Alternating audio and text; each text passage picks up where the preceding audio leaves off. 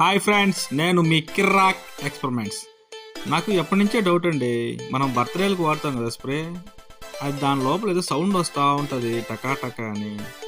అది ఏంటా అని చూద్దామని ఈరోజు స్టార్ట్ చేశాను.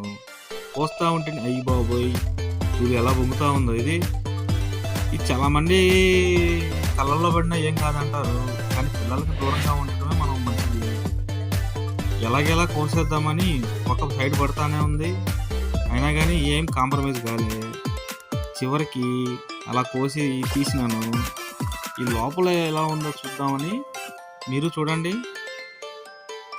చిన్న గోలీ ఒకటి ఉందండి.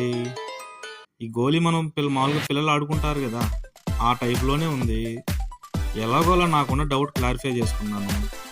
వీడియో మీకు నచ్చినట్టయితే please like, share and subscribe.